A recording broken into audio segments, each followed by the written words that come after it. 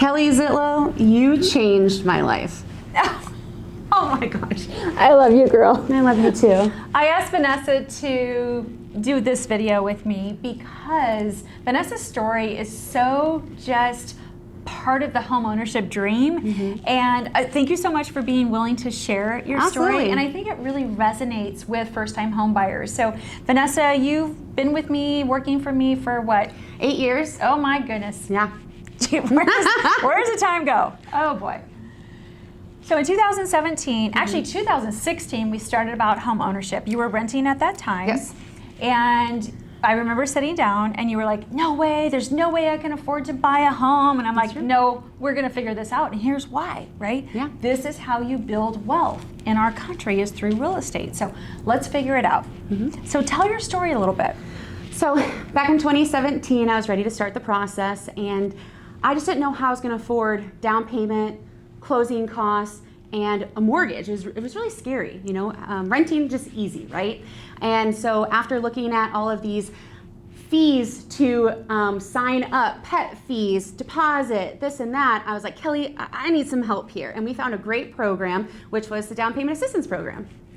And so in 2017, you were able to purchase your first home. Do you remember what your first interest rate was back then? It was 5.5. Wow, that's not a bad rate. No. Right? Although at some point in history and time, if somebody asked you what your rate was last year, they're like, oh my gosh, it was 5.5. Yeah. But 5.5 did the trick for you. Yes. It allowed you to enter into the home buying market and become a homeowner. Yes. So fast forward, 2017, now you're into your home loan, you're starting to build wealth through real estate. 2019 comes along, tell me about what you did. So I decided in 2019 to refinance out of my 5.5 rate and into an FHA loan with a 3.125% rate. By doing this, I was able to drop my principal and interest payment, even lower my monthly mortgage insurance, not eliminate it 100%, but save $300 a month. So now with this extra $300 cash flow, I focus strictly on paying off debts.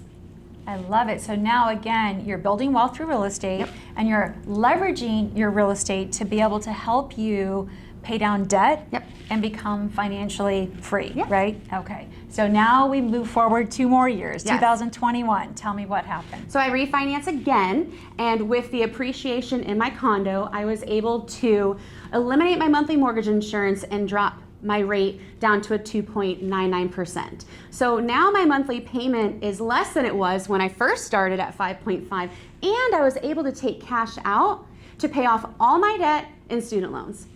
Oh my gosh, this is great. So what'd you pay for the house in 2017? Ooh, $193,000. And what's the house worth today? $400,000.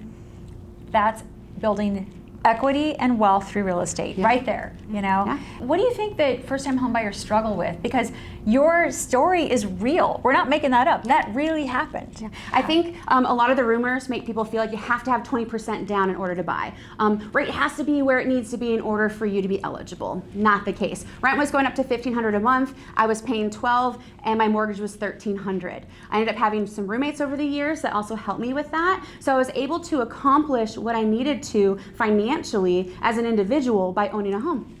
So today you have a couple $100,000 in equity. Yeah. Wow. I know, it would take me a long time to save that much money.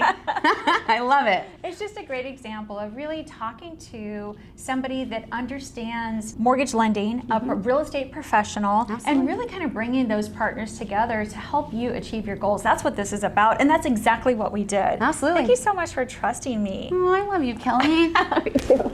I'm proud of you. She's good.